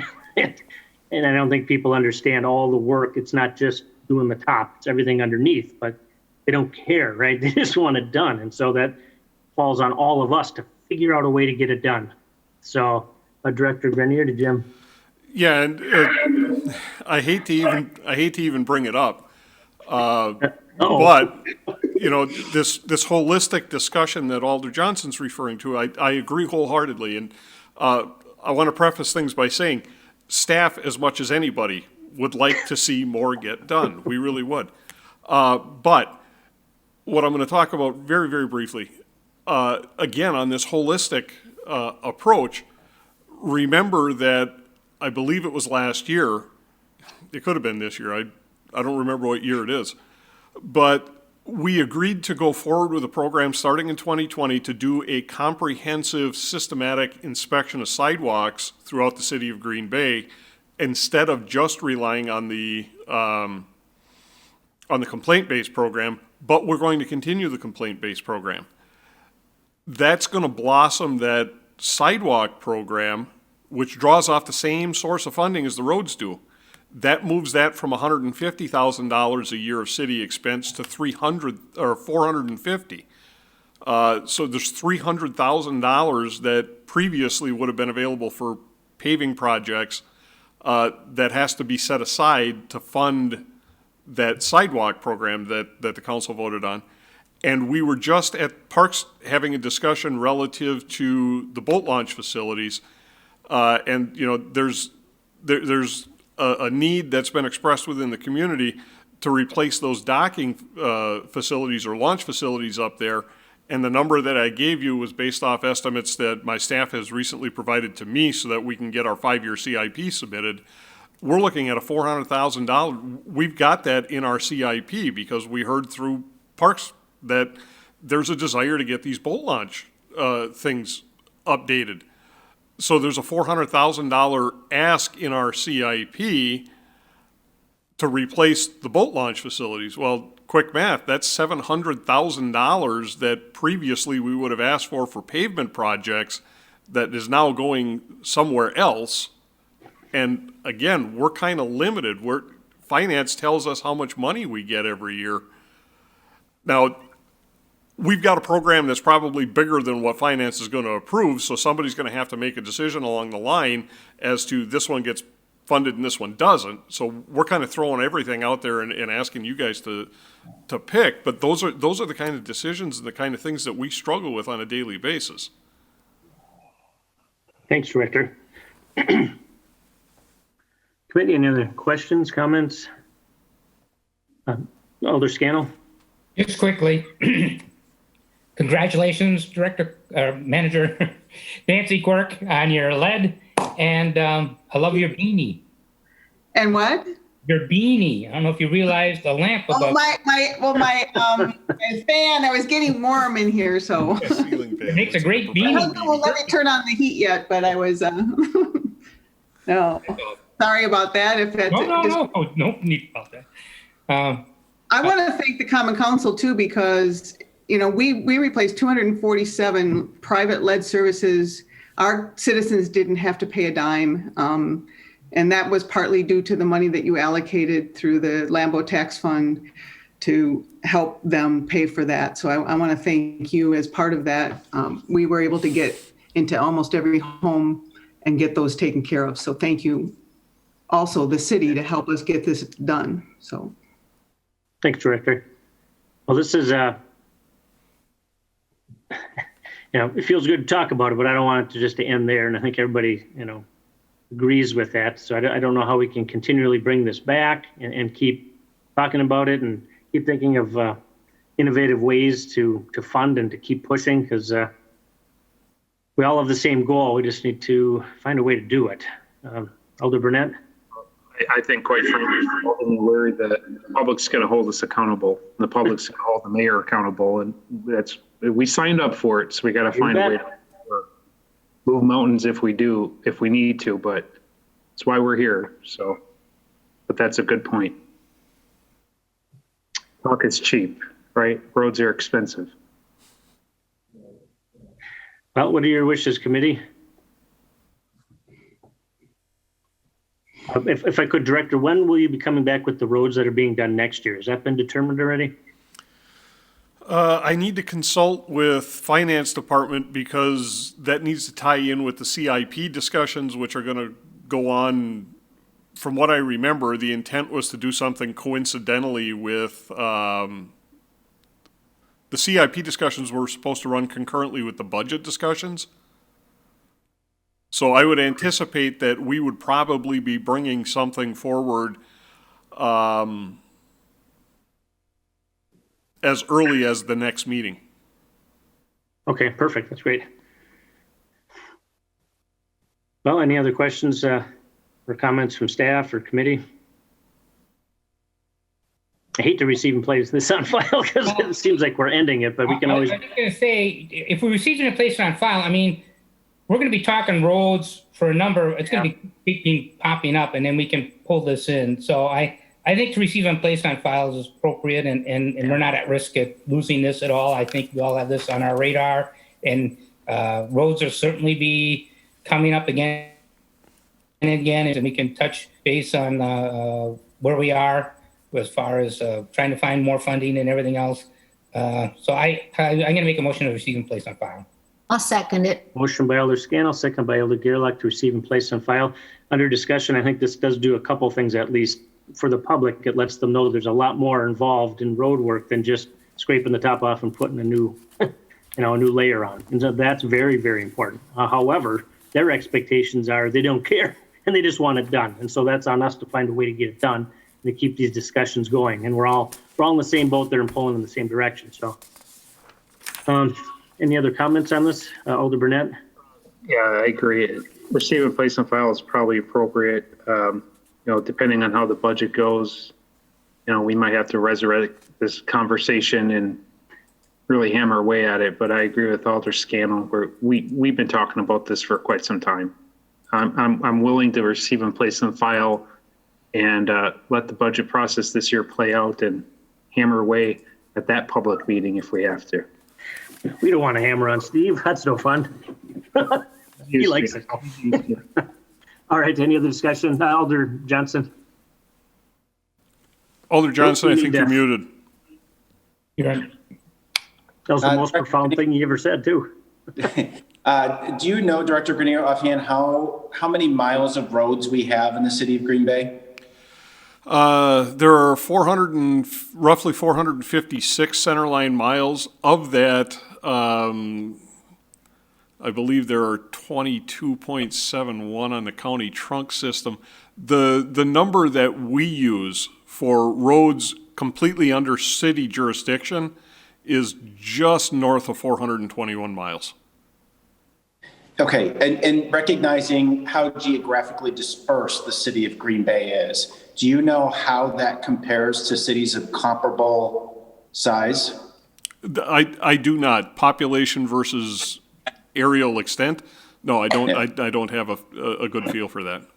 The reason I bring that up is because it would be my presumption that it's more miles than other cities of comparable size, just because of how big our footprint is. But I think, that's another worthwhile data point to pursue, because if we're maintaining more miles than cities of comparable size where, a disproportionate amount of our budget needs to go to that, that's an important conversation piece. So. Sure. The only city that I do know is De Pere. And that's just because the director down there and I have been friends for, almost pushing 40 years now. And interestingly enough, they're about 1/4 our size and they have about 1/4 of our roads. So we do compare very similarly to De Pere, but I think some of the other municipalities in our surrounding area, as you've indicated, may not be the same. That's one of the discussions that I've had with folks in the past as it relates to snow removal activities. Alloway is very long and narrow, and you're never more than 3 blocks off of a primary road. So it's very easy to manage snow and ice there. They're very compact for the amount of population they have. So they may be completely different than we are. And, a Kenosha, which very similar in population, that would be somebody that I could reach out to. Shelley and I talk on a pretty regular basis. Discussions with Appleton, Oshkosh, Eau Claire, Wausau, folks who aren't necessarily the same size as us, but larger than 20,000, to see is there some sort of correlation or not. Yeah, if it comes up, great. I don't necessarily think I need to ask you to do that, but I think it's a curiosity point that, could play into how we determine what level of funding is appropriate for the city of Green Bay moving forward. Well, I can't guarantee anything, but you may have piqued my curiosity on that as well. All right. I think we're ready to move on unless there's any other comments. I think we have a motion in a second by Scannell and Gerlach. All right. Those in favor? Aye. Aye. Opposed? Motion carried. All right. You don't have to leave, Nancy. You can stay if you want. Oh, okay, yay. No. Well, good night. Good night. All right, we are on to number 6, consideration with possible action on request by the Department of Public Works to grant an easement to Wisconsin Central Ltd. for the northerly 30 feet of the westerly 65 feet of parcel 2-375 for construction of maintenance equipment for the railroad. Director. Okay, we've included several documents in the packet. One of them is the easement itself. The second is the exhibit that goes along with it, showing Exhibit A is an aerial photograph showing the rail crossing, the parcel, and the easement area. And then Exhibit B or Exhibit A continued, is a close-up of the parcel with the easement area and the railroad signal equipment located on it. That parcel on South Ashland Avenue, just north of Clinton Street, was acquired by the city. I believe there was, I don't remember if that was a flood issue or something like that, but in speaking with Cheryl Renier-Wig, that house was acquired and raised, and there were issues with that house or that parcel, so there is no intent at any time on behalf of the city to try to sell that parcel for redevelopment, to have a new house put on it. So the intent, in speaking with Community and Economic Services or Community and Economic Development, they were looking at green space or potentially a location for public art. They are supportive of this, and what we have, Wisconsin Central, under orders between they and Wisconsin Department of Transportation, there's some upgraded signal equipment that needs to go in on that crossing of Ashland Avenue. So in order to have the hut and some of the controls equipment that operates those signals, it's too big and doesn't fit within the railroad right-of-way. So they typically will go out and talk to adjoining property owners to see if they can acquire an easement through those property owners to house the equipment. Because we're a municipality and a partner agency, it makes perfect sense to approach us rather than the neighbor to the north where they'd have to tear down the guy's driveway in order to get this stuff in. So again, in speaking with Community and Economic Development, they did acquire this property for the sole purpose of taking the house down because there were some issues with the property as far as being able to be used as a residential property. They are fully supportive of the easement, and it will not adversely impact the ability to continue to use that property for some other purposes. So staff Thanks, does Steve. recommend approval. Motion to approve. Motion by Alder Scannell. I have a question. Okay, before we get to, is there a second to the motion? Okay, so that motion, okay, it was first, second by Alder Burnett. Your question, Alder Johnson? Thank you. So Director Grenier, we're granting them this easement. Are we charging them for that? Or are we just granting it to them? We're just granting it to them. How do we get them to commit to fixing the railroad crossings in our community without the taxpayers having to pay for it? I mean, we're giving them something for free, and we can't even get them to fix the railroad crossings that we now have to allocate wheel tax funding to. Or cut their grass.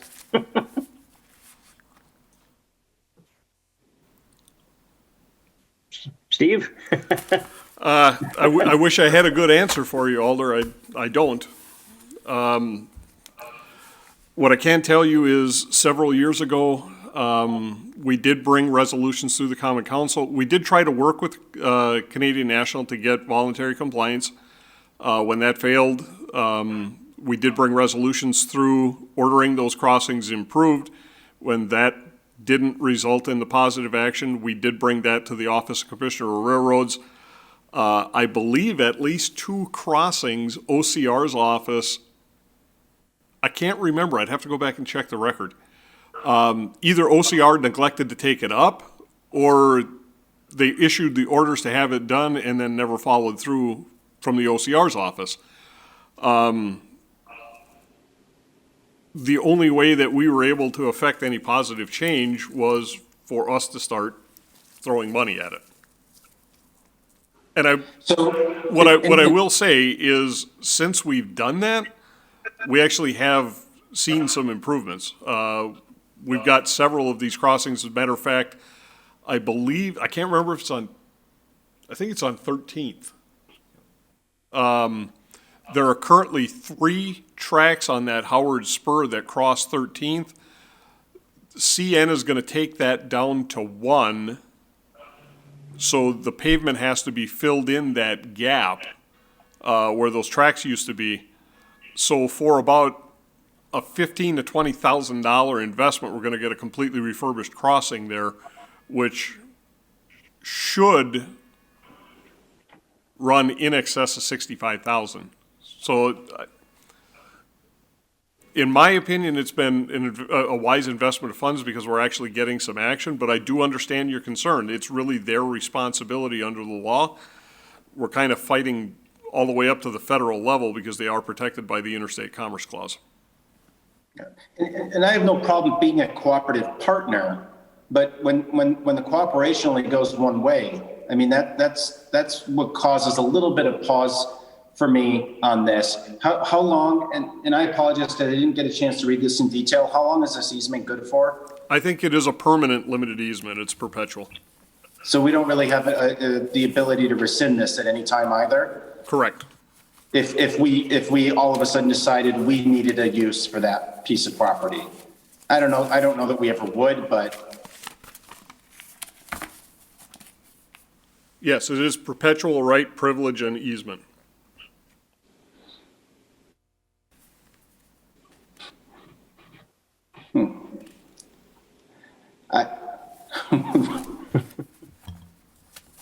I might change, yeah, I mean, I'll let the committee debate this one, but I'm probably going to have some questions prior to the council meeting, so, thank you. Alder Burnett? I think the motion to approve is on the floor in second. I'm glad you mentioned that, Alderman Johnson. I don't have many train tracks in my district anymore, but when I was the alder in the 8th district, I spent a lot of hours dealing with the railroad issues, especially on 12th Street. And I remember knocking on the door, like, daily for a while of their main center there.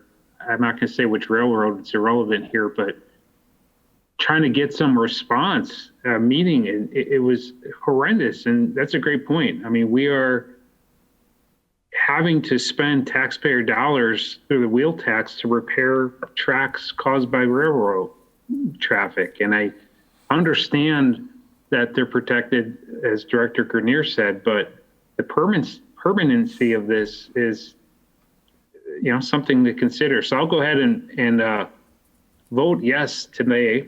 And then if Alder Johnson wants to do some research or we want to pull it and, with different information or different perspective, I might change my vote depending, but I'm fine with it here at committee, and we can discuss it a little more at the full council if needed. Thank you, Alder. Director, go ahead, Alder Scannell. Well, I was going to say, I too had thought about what Alder Johnson brought up, but it was my understanding, I did a little research, that we have a better relationship with the railroad than we've had in the past. And so I don't mind trying to grease those wheels and be more cooperative, and hopefully it'll come back with us. I mean, I think they've been more responsive recently than they have in the past, and hopefully we can just keep that ball rolling. So that's why I've been supporting this. Keep it on track, in other words. Keep it on track. Boy, choo-choo. Director, and forgive me if you already mentioned this, but did they approach us for this building or this little storage area or whatever They did equipment? not. Canadian National did not. Wisconsin Department of Transportation did. Gotcha. Okay. So they might not care if they don't get this or not. Right, or Yeah, again, this is the Railways Division of WISDOT is the one that came to us and said we need to upgrade these signals. And I don't know if it was part of a safety study or something that was done. So the request originated here at the region office with the Railways Division at WISDOT, but the easement itself would be with Canadian National. all right, thanks. So I have a motion and a second. Any other discussion? Those in favor? Aye. Opposed? Motion carried.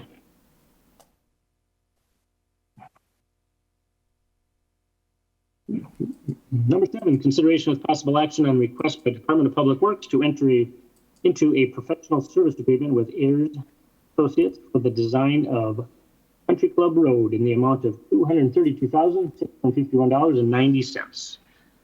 Director. Okay, some time ago, we came to you and let you know that Country Club had been selected by WISDOT for some funding. That's a project that has long been in need of repair that runs north off of West Mason Street past NWTC. Back in the 80s, when that one was last reconstructed, it was using a technology that's no longer used for good reason. The short answer is there are no dowel bars that connect one slab of pavement to the next one for load transfer purposes. And as a result of that, the pavement has deteriorated at a much faster rate than doweled pavements do. It was an experiment that was tried across the country in various locations and failed horribly. So that's why it's not used anymore. So luckily we were able to get that one in and get it funded through the federal the feds bring the money down to the state and the state passes on to us. So very, very similar to the Webster Avenue project, same funding mechanism, and we've been selected. The project is scheduled for 2025, and because we're designing under WISDOT guidelines, their process is substantially longer. There's a lot of hoops that need to be jumped through. So we're very happy that we were able to get a consultant engaged, and they'll start work, the actual design work here late in the fall and then on into 2021, which, believe it or not, will barely get us the design in time for a 2025 construction. Ayers Associates is the same company that we engaged on the Webster Avenue design. So we've got a great comfort level working with them. We did solicit competitive proposals, and with the team that scored those proposals, Ayers was the highest scoring company. So staff does recommend award of this contract as stipulated. Motion to approve. Second. Motion by Alderman Scannell, second by Alderman Burnett. Any discussion? Question. Alderman Burnett? Director Grenier, thank you. As you know, that's in my neck of the woods, and I remember the discussion a few months ago, and so we're approving the contract now. It takes that long to complete the engineering work? Because when I saw this on the agenda a few days ago, I was like, wow, that means that maybe the work will be done quicker than what Steve said a few months ago. So it's still going to be 2025? Yes, again, because we're designing under WISDOT's requirements, there's a series of reports that need to be done, and there is a very strict regimented procedure that comes down from federal highways through the state DOT. And in order to qualify for the funding, you've got to follow that process. And that process, typical road project like this, and this one's not complex, really. There's going to be some complexities because we have NWTC right there, and we're going to have some interagency coordination with the tribe, the Oneida Nation.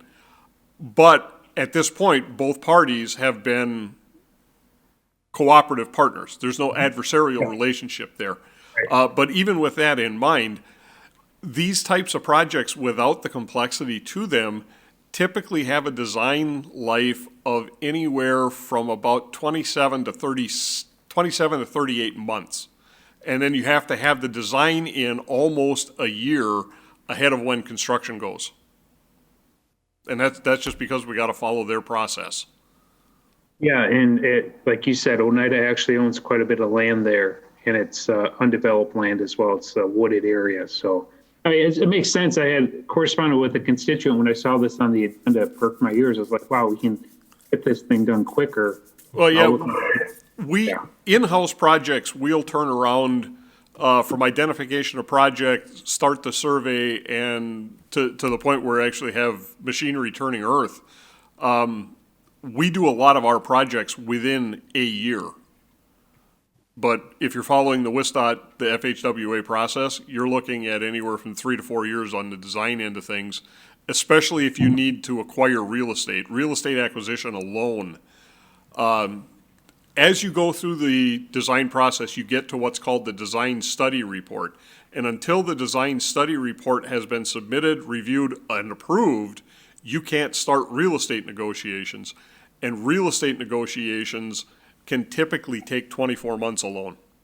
So that's a lot of the process right there is the real estate. All right, no other questions. Thanks for the explanation. Appreciate it. Any other questions? All right, I'll entertain a motion on this one if we don't. We already have it on the floor. We do? All right. Those in favor? Aye. Opposed? That motion carries. And number 8, consideration with possible action on presentation by Department of Public Works staff to the INS committee regarding a few options for more effective downtown snowbank management. It's a long way off. We don't worry about that. It's requested that examples be provided from the 10 largest municipalities in the state, and we had referred this from September 9th. Scannell or Johnson, do you want it, or should we get it to the guy in the big chair? We can give it that. And I think I'm fine with just hearing the report. All right. Go ahead, Director. Okay, Chris, are you still with us? Ah, there he is. I'm actually going to turn this over to Operations Director Chris Pierlot. There we go. I think I'm working. Good evening. Yeah, Steve and I and some of our supervisors have looked at this for years, thinking, is there a different way? What did other communities do? Finally, when this item came up, you said 10 communities. I said, let's just take let me contact all the communities in the city, in the state of Wisconsin that have about 50,000 or more. So that's 13 communities. In your packet, we sent out, it's a 3-page summary of a survey that we presented to them. What do you do for your downtowns and arterial snow removal? How's it paid for? Who does the work? Just to get an idea of what's everybody doing. What's all of our colleagues, communities. As of last Thursday, when we put the packet together, we had not heard from Madison, La Crosse, and Eau Claire. But I kept working on them, and unfortunately, I heard back today, yesterday from Eau Claire. So I don't have any info for Madison and La Crosse, but I still plan on pestering them ever so politely to get some information in the near future here. Anyways, in general summary, of the 13 communities, including Green Bay, we all know how we do it in Green Bay. DPW assesses, how much snow we have stored along arterials or in the downtown area, because that's really your major impact. I don't think we've ever really removed snow in residential areas. The people have terrace area. Terraces are primarily intended for storage of snow, but of course, when you get into the more populated areas or more dense areas, business areas, you run out of real estate to store. So you have to consider options to free up that space.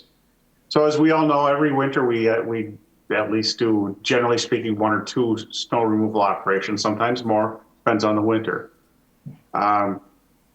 Of the 13 communities, including Green Bay, basically everybody does it the same way we do, but I'm just prefacing because that's the basic cookie cutter overlay. And I just want to talk about some of the differences in some of the communities that I spoke with. For example, Milwaukee, you get big community, 600,000 people. City of Milwaukee does not remove snow windrows, period. However, they're bid district people, and they have quite a big structure there. It's been some years since I've talked with their bid district and downtown business people, but they had the really big operation just on that end. So their bid people decide when the snow is going to be removed. They pay for it, and the city basically just sells permits to the contractors that work for the bid at the city snow dome and say, have at it. So obviously, I don't know if that's, like I said, that's a big community. That's a very unique situation. Their parking division is set up similar to the city of Green Bay. It's a standalone entity. They remove snow, clear snow paths adjacent to parking meters, just like we do in Green Bay. Madison, I really want to know what Madison does. They have a very unique situation, of course, with university, but NOSHA does it the exact same way as Green Bay, except when the DPW makes a recommendation or a thought that, hey, we better remove, they run it by the mayor, and the mayor makes the final decision. Racine, same thing as us. Appleton has had a unique situation for quite some years. Depending on their downtown's broken into more high intensity versus low intensity areas. They assess the downtown businesses anywhere between $1 and $2 per front lineal foot. That goes into a fund to remove snow. So then Appleton has a priority basis when they decide that they need to remove snow for safety, freeing up parking lanes, freeing up curb drive lanes. They'll go remove it, and then that $1 to $2 per foot, kind of like, if you will, a wheel tax, pays for that DPW to remove it. The Director of Public Works said that does not cover it all. The city ends up paying for the rest of the cost. So Appleton kind of does it the way we do, except they have a little rainy day fund, snowy day fund to help out. Waukesha, same as us. Oshkosh, same as us. Eau Claire, same as us. Janesville has kind of a little bit of a hybrid program. In the downtown, the bid district pays for the removal of snow. But before the city goes through to plow, it's the responsibility of the businesses. They can shovel their snow and their sidewalk and their terrace, push it right out in the street in front of the snowplow. The snowplow in the downtown area stores the snow in strategic locations. Then the bid district hires a contractor and hauls it out. So basically in Janesville, they're continuously keeping their downtown clean, but there's, direct participation by the bid district to help pay for that removal. Last couple, West Dallas, same thing as Green Bay. La Crosse, like I said, I have not heard back from yet.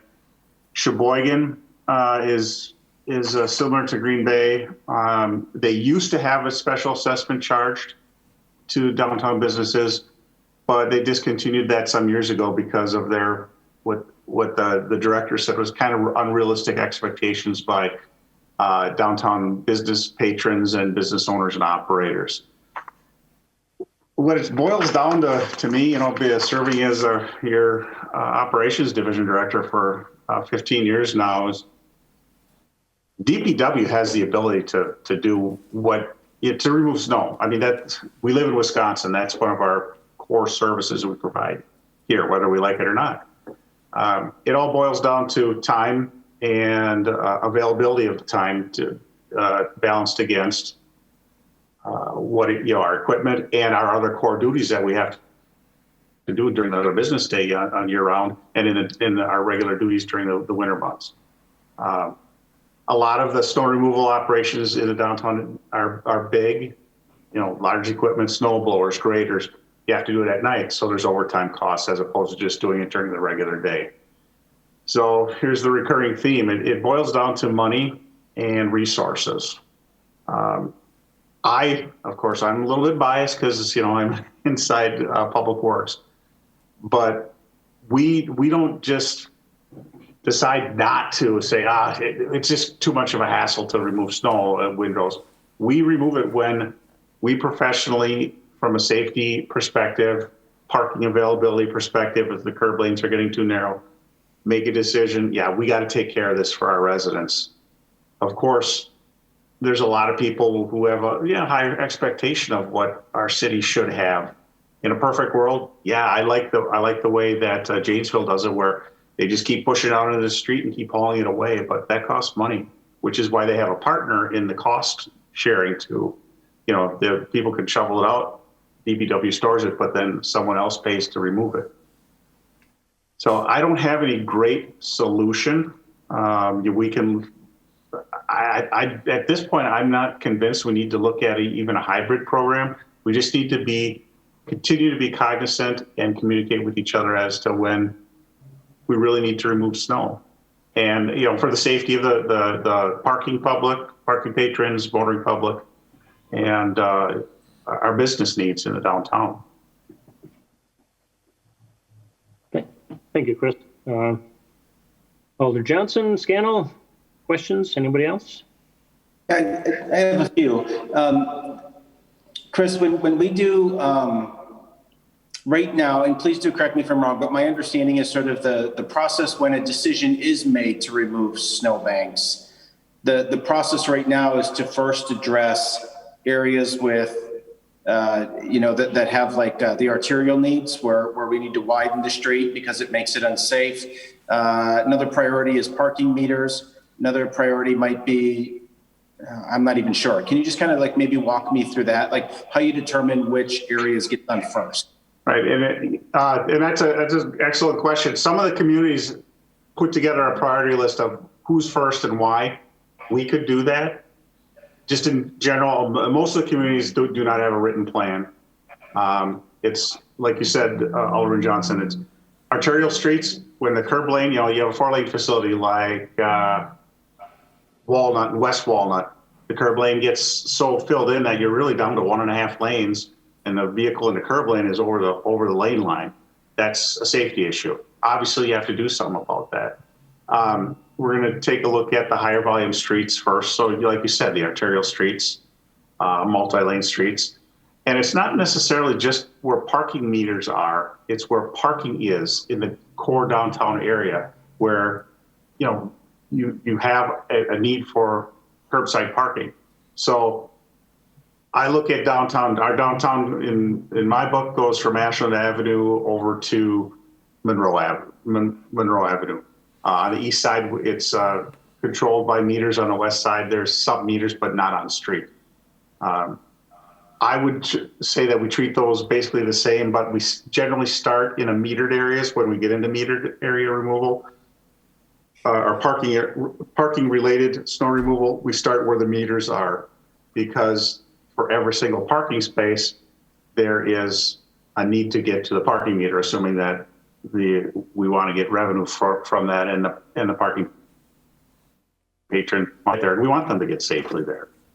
Parking division, basically after every snowfall, on their own dime, not on this, and their self revenue generating, snow blows a path adjacent to every meter. So obviously that is nice because someone parks there, they can get to the meter and they can continue onto the sidewalk.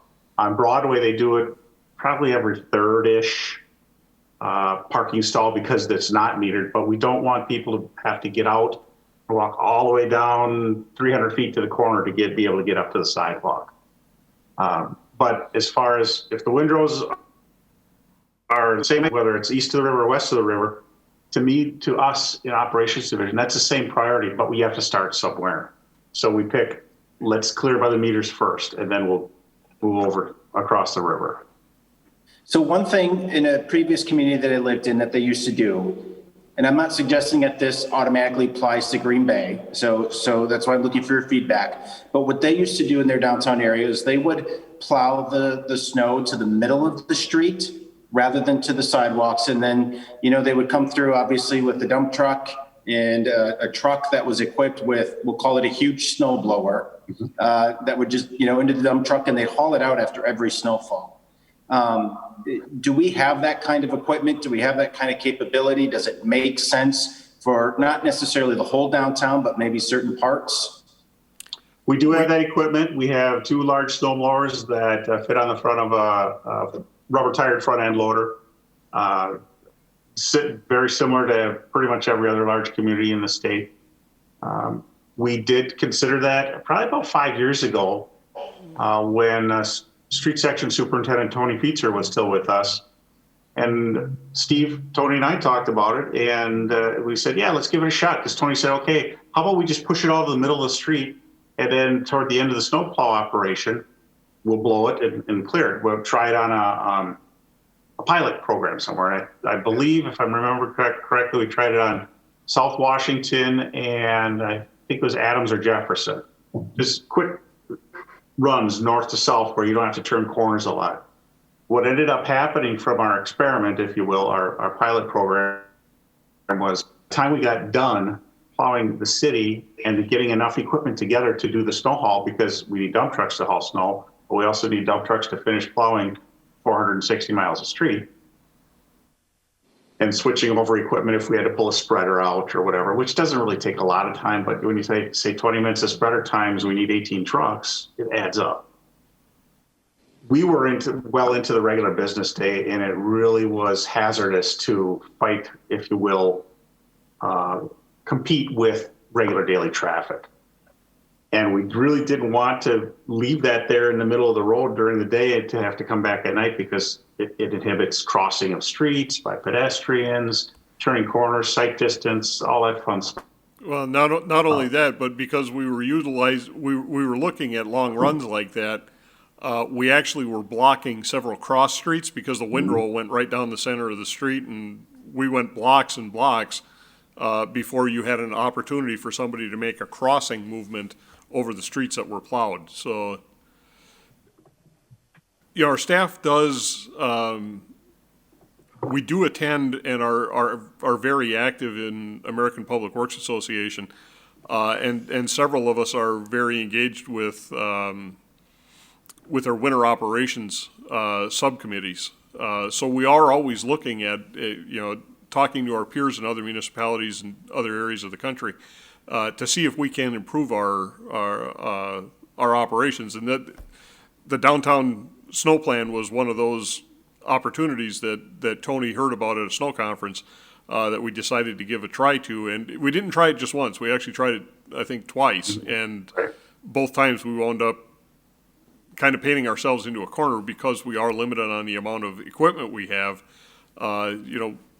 We talk about leaf collection in the fall. We use the same trucks to haul leaves that we do to plow snow, and we got to be able to make that conversion. Well, we've got the same, the plow trucks also have spreaders in the back, and in order to haul snow, we got to take the spreaders out, and then we got to put them back in case we get another snowfall. So, just from a logistics perspective, there were some concerns with it. But yes, we did actually look at it and try it. Okay, so there's two primary reasons I think that are prompting me to want to discuss this issue. And one is, with COVID, we have more and more businesses in our downtown corridors that are really dependent on curbside pickup. And so if we don't have a place to go with the snow, it creates sometimes a wall that separates that curbside pickup parking spot from the business. And the other piece really is safety. And this has been one that's been on my mind for several years. And so obviously in the district that I represent, the Broadway area, there is a high concentration of pedestrian foot traffic. And I observe it on a daily basis in the winter months. People, that they're climbing these snowbanks to get access to the businesses. And the businesses, they don't have any place to go with this snow. And that's the challenge. That's the dilemma. And because of the high volume of people that we have, and you get these snowbanks when they get all iced up and slippery and dangerous, it really is a hazard. So that's what I've personally observed on the west side. I'm sure Alder Scannell maybe has experienced some feedback from the east side that maybe is comparable. I'm not sure. So I do recognize that there is a problem, and I want to make sure that that at least we still have an honest conversation about a solution. And so unless Alder Scannell has more to add to this conversation, maybe one of the things that I would suggest for tonight is that if we do refer this back to staff, perhaps, Chris, we could sit down with you, Alder Scannell, myself, maybe we bring in Jeff Merkis from the East Side Bid, and just have a conversation about what, from our experiences and perspectives and the feedback that we get, what we deem to be those priority streets. And because you just had alluded to before that wasn't something that maybe you guys had really done. You've done, your own judgments, and I understand that, but maybe just an opportunity for us to kind of provide some feedback into that process as well. I mean, obviously winter is coming, but we're not going to see huge snow piles right away, knock on wood. So I think we've probably at least, got a little bit of time for us to really continue to push this conversation. And I think it'd be great to have a few more brains at the table, maybe to give some feedback to you that can help solve the problem that we feel, kind of still exists out there. Oh, sure. I'm definitely open to that. Alder Scannell? Yeah, go ahead. I'd just like to add that Janesville really sounds pretty interesting to me. You mentioned how you didn't think we were quite at that point yet, or you think that'd be helpful, but if we did go that, would there be a place for us to, for the city to store it, where the bid board could pay someone to come and haul it away? That option was actually offered several years ago to the bids. Well, maybe now they'll be interested because COVID-19 does make a different kind of world than we're in now. So, And back, this is the kind of thing I was thinking of as a partnership. I didn't want to just dump this all on DPW saying, this is the problem. These guys got to solve it. I was thinking this is going to take a community effort if we're going to really make some progress on this. And so when I saw that, I was really intrigued. And maybe that's not the way to go, or not the way to go now, but maybe we can come up with something else.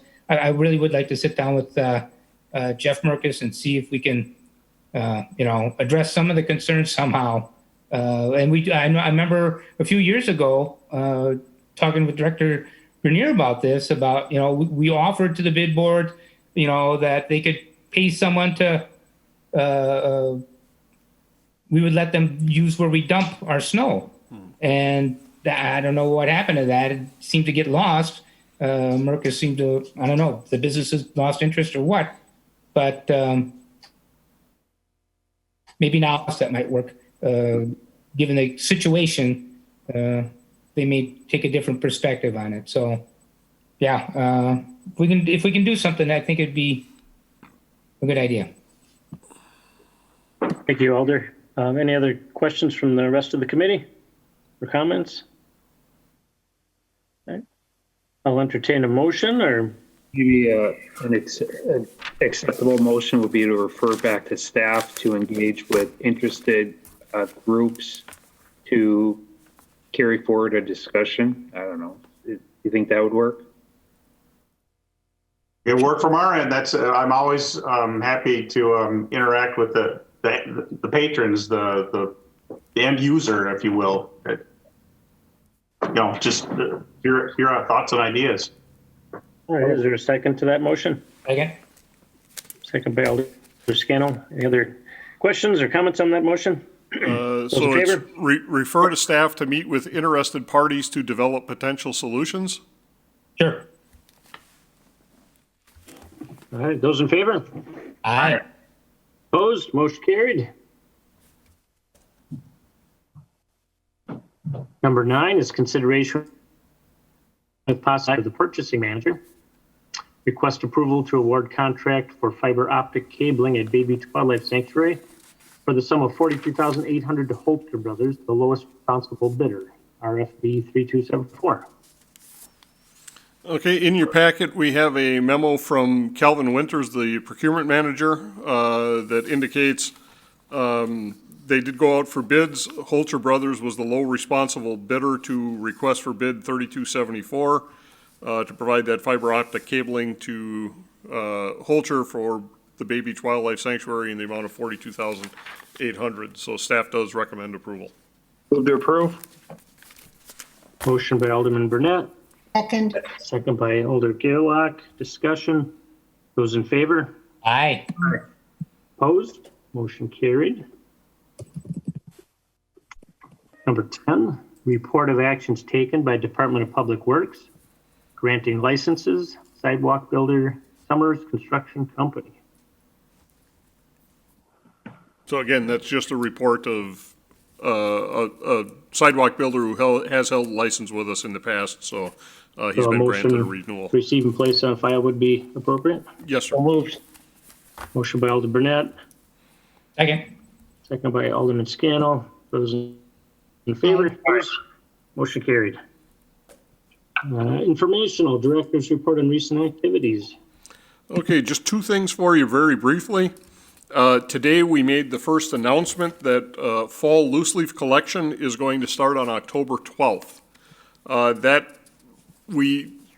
Director Pirlot and I had that conversation on Monday, and we kind of held off till today to make the official announcement because that ties into the second one. We have been working for some time on what is kind of being referred to as a Department 101 series of videos. So things that may be of interest to the general public, rather than just have something on our website or something on the Facebook page that's a text that people lose interest in, we're actually generating a series of videos that we're going to start doing. So one of the ones I have in mind is sidewalk repair and replacement. So just because there's an X on your sidewalk doesn't mean it has to come out. If there's a pothole or a divot in the sidewalk that would cause a tripping hazard, residents could, at very low cost, go to a home improvement store and get a can of a container of hydraulic cement or grout and grout that in to remove that trip hazard, and then the X goes away. And we don't have that information readily available for folks. So what we want to do is a series of videos on things like that, different service lines that we provide, different informational pieces, the how-tos, what to do and what not to do. The first of those videos was published today on the city's Facebook page. It's about a 6-minute long video, and it talks about yard waste and loose leaf collection and the do's and don'ts. Don't put it next to obstructions. And the video actually shows next to our east side garage the equipment in motion, how it's pulling the material off the curb, gathering it up into large piles. The loader with the tink clam comes over, picks it up, dumps it into a dump truck, and then after everything's done, the street sweeper comes and clears it up. There's also some discussion in that video about keeping the material in the terrace because of the nutrient loads and by placing it out in the street, it's actually putting the city in violation of our stormwater MS4 permit. That's part of a larger educational series. When we did the spring yard waste collection, we actually recorded over 3,200 addresses who were doing it wrong and actually putting the material out in the street. We have those addresses. Today we finalized a letter that's going out to every one of those people who had a violation in the spring to let them know the way you put it out in the spring was actually in violation of municipal ordinances, causing us an issue with our stormwater permit. Please take care to keep the material up on the terrace if you're putting things out for the fall. And then there's an advisement in there that failure to comply with this could result in a municipal citation. We are actually looking ahead that continued violations, if people have been properly notified, we've taken the effort to make the educational series out there. There is an intent to potentially move forward here and start issuing citations for violation of that. So just to let you know that we are working on a series of videos. With that in mind, if there are functions of the Department of Public Works or questions that you as alders receive that you think your residents would be interested in knowing about, by all means, send those suggestions in to me. I'm very happy to consider those for future 101 videos. So, Steve, I think that's a great idea. If we can share on social media a short video about something, people will watch that rather than reading a 2-page document. And if you're looking for an actor, I hear former Alderman Danziger has some performance experience, so he'd be, I'm sure, interested in starring in one of your videos. And we actually are starting to spread that around because I think there's a lot of people in Green Bay who are getting sick and tired of seeing me on everything. So we're getting a lot more people involved to get some variety in the videos as well. Questions or comments, Alder Scannell? Yeah, I just wanted to, I saw the video. In fact, I shared it on my social media. Really good, very nice. And I'm glad to hear that we've got